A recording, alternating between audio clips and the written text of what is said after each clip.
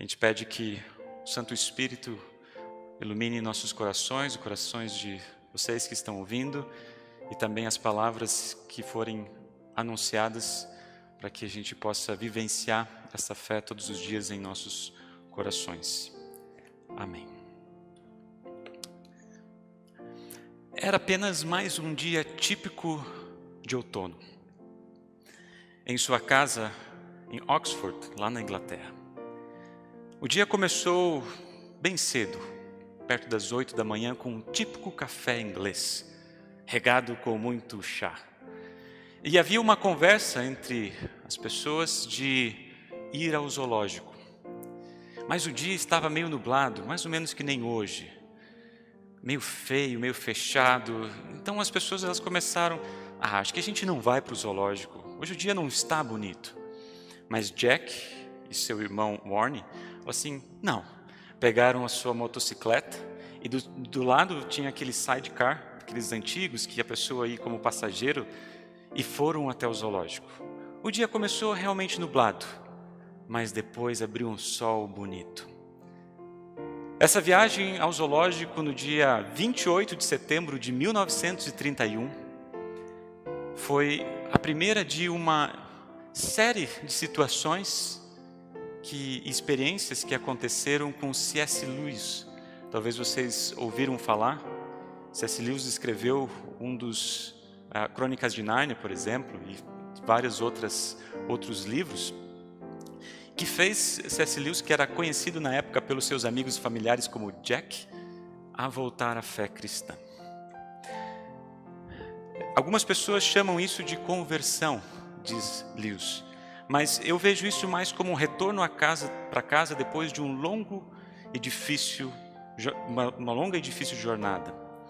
O caminho mais longo é o caminho mais curto para casa, porque esse é o caminho da fé. Lewis foi criado na igreja, quando menino, lá na Irlanda. Ele teve uma infância tranquila, até aproximadamente os seus 9 anos de idade, quando uma situação aconteceu na sua vida que mudou drasticamente a sua família. A sua mãe se acometeu de câncer e ela não resistiu. Seu pai, James Lewis, não conseguiu aguentar com a falta da sua esposa e, por causa disso, enviou seus 2 filhos para um internato. A partir daquele momento, esses 2 meninos tiveram muitas dificuldades. Passaram por anos muito difíceis. Depois de se formar no internato, foram para a faculdade, se formaram também, depois foram para a guerra. E nesse período, eles viram situações terríveis, especialmente na guerra, na Primeira Guerra Mundial. E diante de tudo isso, eles só puderam dizer, Deus não existe. Como é que pode Deus fazer ou deixar fazer tantas coisas terríveis? Como é que a gente vai... Como é que Deus existe se Ele permite que todas essas maldades elas estejam ao nosso redor? Isso foi ficando no seu coração e foi ficando cada vez mais forte.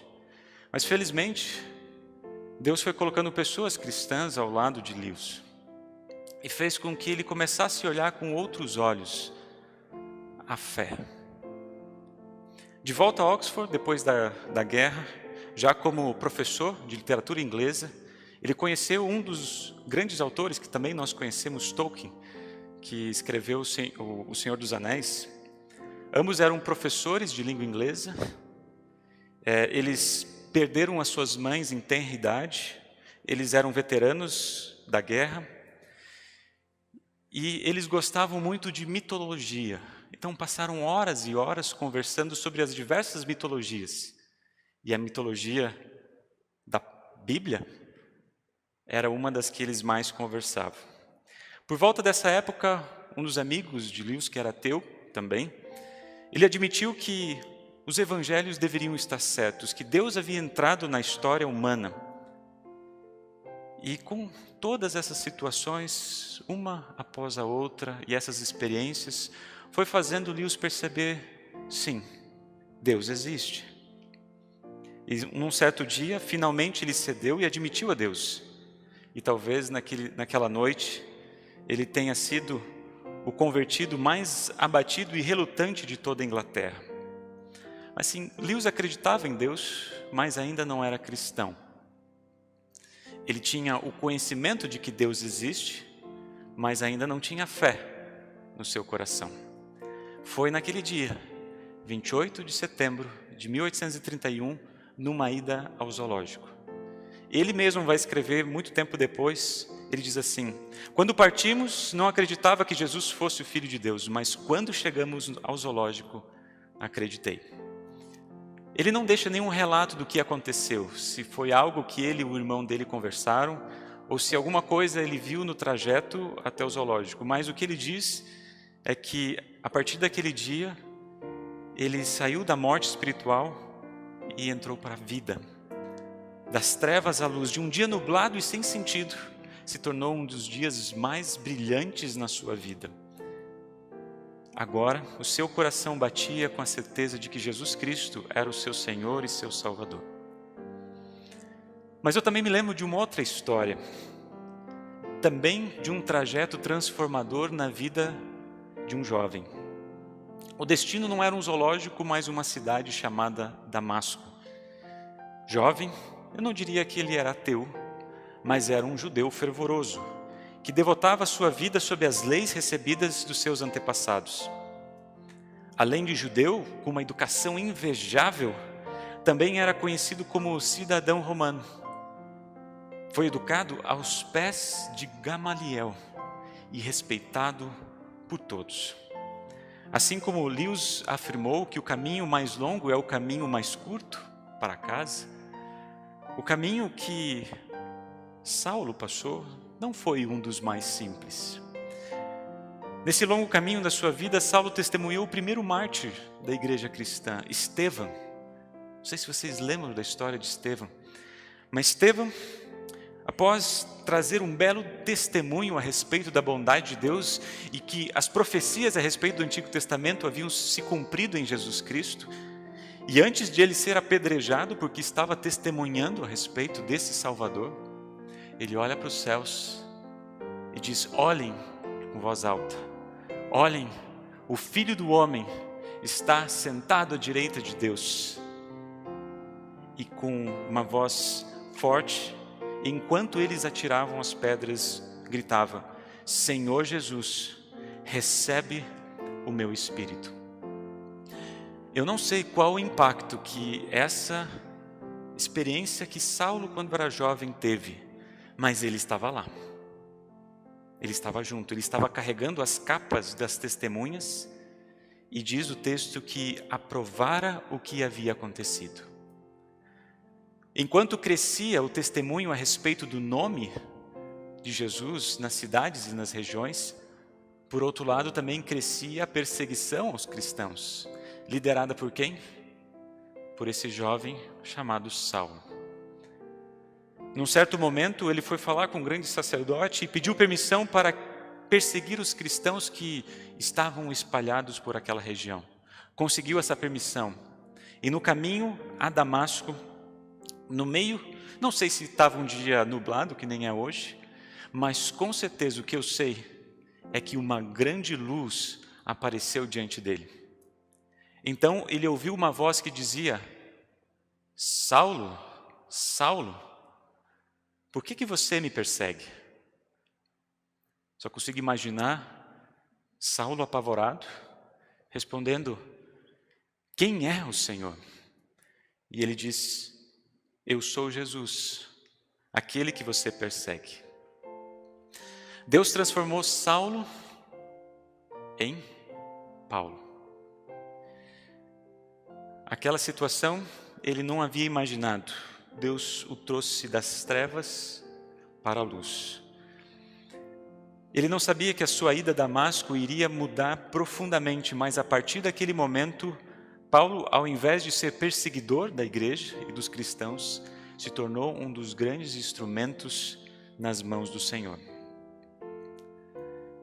A história de Paulo, ela continua sendo contada através do próprio Paulo e também pela história da igreja Atos dos Apóstolos, e sabemos que ele passou por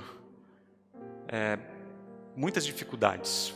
Foi preso por testemunhar o Evangelho, passou por várias doenças terríveis que ele chamou de espinhos na carne, foi maltratado com surras e açoites, foi perseguido, precisou lidar com a frustração de que aqueles que ele havia levado a Cristo estavam agora se afastando dessa palavra. Então esse pastor, Paulo, ele aprendeu a não confiar em si mesmo, mas apenas na graça de Deus. E ele mesmo, em certo momento, ele perguntou e pediu ao Senhor 3 vezes. 3 vezes orei ao Senhor pedindo que Ele tirasse esse sofrimento. Mas o Senhor respondeu: a minha graça é tudo o que você precisa, pois o meu poder é mais forte quando você está fraco. O meu poder é mais forte quando você está fraco. Portanto, Paulo diz: eu agora começo a me gabar nas minhas fraquezas, para que assim a proteção do poder de Cristo esteja em mim. Eu me alegro com as minhas fraquezas, com os insultos, com as dificuldades por causa de Cristo. Porque quando perco toda a minha força, então tenho a força de Cristo em mim. Percebam como a vida dessa pessoa, de Paulo, mudou drasticamente. Desde a sua conversão até o momento que ele escreveu a carta aos Filipenses, que a gente leu hoje no culto, se passaram aproximadamente 25 anos. E ele diz: no passado, todas essas coisas tinham muito valor para mim.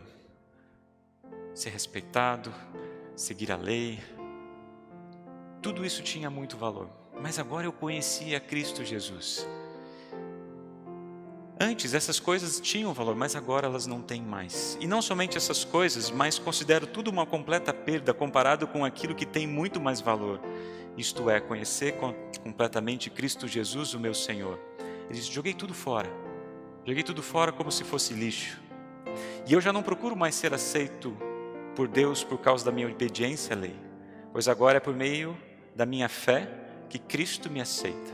E essa aceitação vem de Deus e se baseia na fé.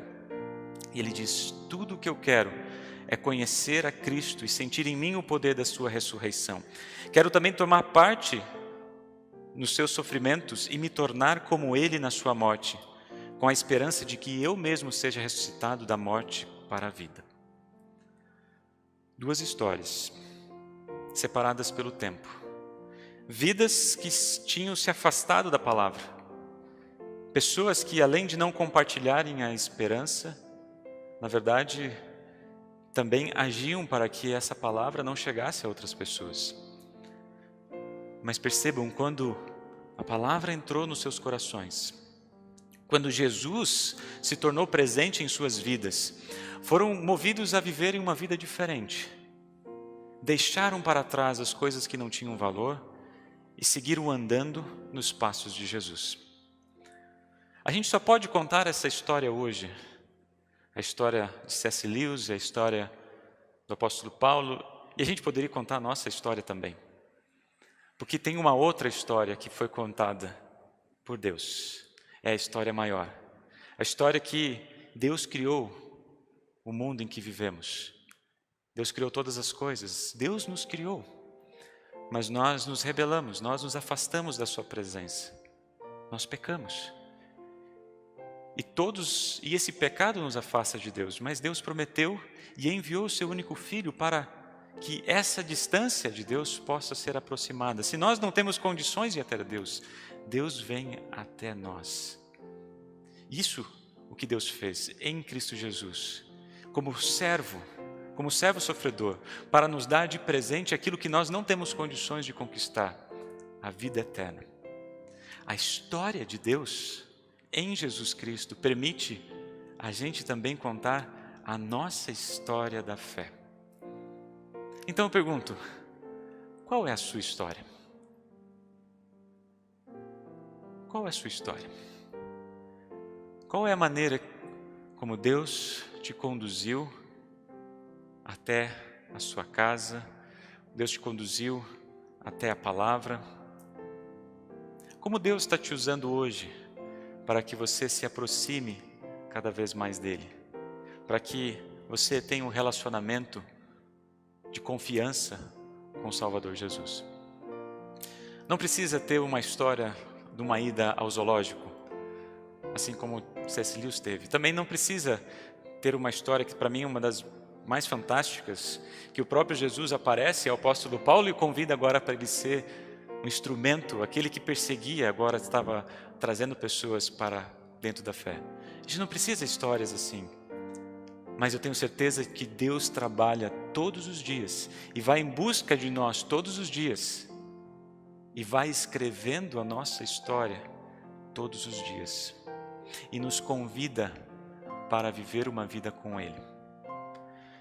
Então, quais são as coisas que podem estar te impedindo a não viver uma vida com o Salvador Jesus? Quais são as coisas que colocamos o nosso pensamento, as nossas energias e as nossas forças? E eu percebo que essas coisas, elas estão me afastando cada vez mais do Salvador Jesus. O que te impede de estar reunido em torno da palavra e viver cada dia essa nova vida em Cristo Jesus? C.S. Lewis escreveu vários textos que são interessantíssimos em relação à nossa fé. Ele era um professor de literatura inglesa, mas poderíamos dizer também que era um grande apologeta da fé, um grande defensor da esperança que temos. O apóstolo Paulo também viu e percebeu como é triste a gente viver uma vida sem Cristo Jesus. Nossa vida, ela vai ter altos e baixos, vai ter lutas, vai ter vitórias e derrotas, tristezas e alegrias. Mas na boa corrida da fé, assim como o apóstolo Paulo fala, desde o nosso batismo já podemos ouvir, e agora tentem imaginar, o som dos anjos na arquibancada celestial, celebrando, louvando por cada um de nós que estamos na corrida celestial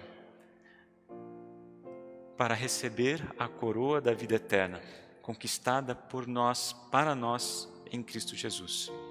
Hoje, a luz brilha mais forte no seu coração. Hoje, estamos sendo chamados a andar com Jesus, porque estávamos mortos para Deus, estávamos perdidos, estávamos condenados ao inferno, mas Jesus vem, estende a sua mão e nos coloca para dentro da sua família, nos chama pelo nosso nome e nos convida a andar com Ele todos os dias da nossa vida. Nos passos de Cristo, dias nublados até podem existir e vão existir.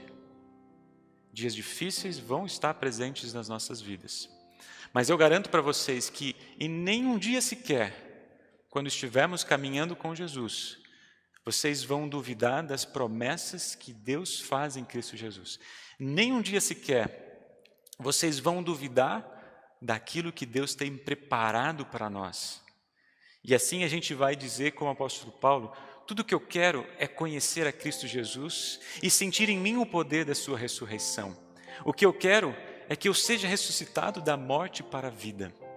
Não vai ter um dia sequer que vocês vão perder essa confiança, unidos com Cristo Jesus. Por isso eu termino dizendo que a gente possa continuar contando histórias, que a gente possa continuar falando a respeito da nossa vida, de como Deus em Cristo nos tira da escuridão e nos traz para bem perto de si, dentro da sua casa. Que essa nossa história, ela seja moldada pela história maior, pela história da salvação. E utilizando as palavras do apóstolo Paulo no nosso caminhar, a gente vai perceber coisas que não têm mais valor agora. Eu creio que a pandemia, ela fez com que a gente revesse, reavaliasse várias questões do nosso relacionamento com os nossos familiares e também nosso relacionamento com Deus. Que oportunidade a gente tem todos os dias, todos os momentos na palavra, para reavaliar a nossa vida, deixar para trás aquilo que não tem valor e valorizar aquilo que Deus valoriza. Mesmo que tenhamos que passar por dias nublados, dias difíceis, e que, com certeza, nós vamos passar, Não tenham medo desse futuro, não tenham receio daquilo que vocês podem enfrentar. Mas quando momentos acontecerem, momentos assim, vocês estiverem diante de vocês, renovem a sua esperança. Renovem a sua esperança. Saibam que a vida não termina aqui. Tenham a certeza daquilo que Deus promete. O caminho mais longo, na verdade, é o caminho mais curto. Ele começa com Jesus e termina com Jesus. Amém.